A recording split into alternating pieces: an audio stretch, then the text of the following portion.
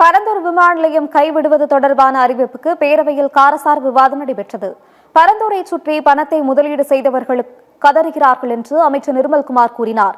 விமான நிலையம் அமைக்க மற்ற இடங்களை ஒப்பிடும்போது பரந்தூர் உகந்ததாக இருந்தது என்றும் நீங்கள் கூறுவது போல் அல்ல எனவும் முன்னாள் நிதியமைச்சர் தங்கம் தென்னரசு தெரிவித்தார். பரந்தூரில் மாற்றுத் திட்டங்கள் கொண்டுவரப்படும் என்று தொழில்துறை அமைச்சர் கீர்த்தனா விளக்கமளித்தார். இப்போ இருக்கிற பெங்களூர் ஏர்போர்ட் 4.5 மில்லியன் பேசஞ்சர்ஸ் ஒரு வருஷத்துக்கு ஹேண்டில் பண்றாங்க. அதை விட 10 மில்லியன் அதிகமாகவே ஹேண்டில் பண்ணக்கூடிய அளவுக்கு திட்டமிடல் முடித்த பிறகுதான் இது குறித்த அறிக்கையை முதல்வர் அவர்கள் தெரிவித்தார். அதாவது இப்ப இருக்க கரண்ட் ப்ராஜெக்ட்ல நிறைய தவறான தகவல் கொடுக்கப்பட்டிருக்கு. அதாவது என்விரான்மெண்டல் கிளியரன்ஸ் வாங்கிட்டோம்னு சொல்லிருக்காங்க. கிடையாது, என்விரான்மெண்டல் கிளியரன்ஸ் வாங்கப்படவில்லை. அதாவது என்விரான்மெண்டல் இம்பாக்ட் அசஸ்மெண்ட் கூட இதுக்கு பண்ணல. இது அதுவே பண்ணாமல் என்விரான்மெண்டல் கிளியரன்ஸ்லாம் வாங்க முடியும். என்விரான்மெண்டல் கிளியரன்ஸ்லாம் இதுவரைக்கும் வாங்கப்படவில்லை. மிகவும் அதுல நிறைய வாட்டர் பாடிஸ் இருக்கு. அதனால இந்த திட்டம் 5 ஆண்டுகளாக, அதாவது அதிமுக காலத்தில் ஆரம்பிக்கப்பட்டாலும் 5 ஆண்டுகளாக எந்தவித நகரும் இல்லாமல் இருந்ததுக்கு முக்கிய காரணம் பெரும்பாலும் நீர்நிலைகள், விவசாய நிலங்கள், 3 போகம் விளையக்கூடிய நிலங்கள். இதுல இப்ப அதிகமாக கவலைப்பட்டு இங்க கதறுபவர்கள் அனைவரும் பாத்தீங்கன்னா ஒண்ணு ஜி ஸ்கோர் மாப்பிளைக்காக இருக்கட்டும், இல்லைன்னா அதுல கருப்பு பணத்தை கொண்டு போய் முதலீடு செய்தவர்களாக இருக்கட்டும், வேற யாருக்காகவும் இருக்காது. கண்டிப்பாக விவசாயிகளை மட்டும்தான் கணக்கில் வைத்துக் கொண்டு இது செய்யப்பட்டிருக்குது, வேற யாருக்காகவும் இல்லை. இந்த ப்ராஜெக்ட் இத்தனை வருஷத்துக்கு அப்புறம் இவ்வளவு நம்ம டிராவல் பண்ணி வந்ததுக்கு அப்புறம் இன்னைக்கு நீங்க விட்டுட்டீங்கன்னா இனி இது எப்ப வரப்போகுது?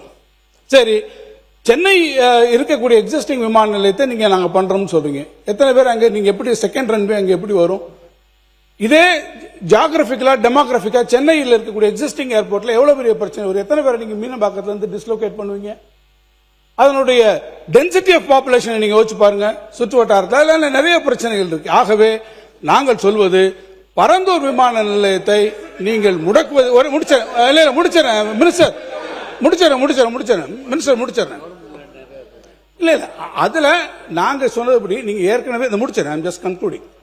ஆக ஏற்கனவே அங்கே இருக்கக்கூடியவர்கள் ஏறத்தாழ 2500 மேல் கூட பட்டா நிலங்களை வைத்திருப்பவர்களுக்கு காம்பன்சேஷன் கொடுத்து அக்விசிஷன் எல்லாம் முடிந்து ப்ராகிரஸ் எல்லாம் வந்ததுக்கு அப்புறம் இந்த திட்டத்தை கைவிடுவது என்பது தமிழ்நாட்டினுடைய ஒட்டுமொத்த பொருளாதார வளர்ச்சிக்கும் அது நிச்சயமாக எதிரானதாக இருக்கும். அந்த வளர்ச்சிக்கு உதவாது. நீங்கள் சொல்றபடி 1.5 ட்ரில்லியன் அமெரிக்கன் டாலர் எக்கானமி என்பதை ஒருபுறம் நீங்கள் சொல்லிக்கொண்டே இன்னொரு புறம் அதற்கு எதிராக செய்கிறது என்பதுதான் எங்களுடைய நிலைப்பாடு. அதைத்தான் நாங்கள் விளக்கியிருக்கோம்.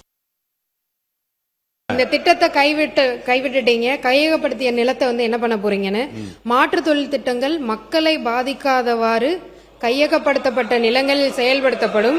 இதன் மூலம் தொழில் வளர்ச்சி மற்றும் வேலை வாய்ப்பு, பொருளாதார வளர்ச்சி இப்பகுதியில் ஏற்படும்.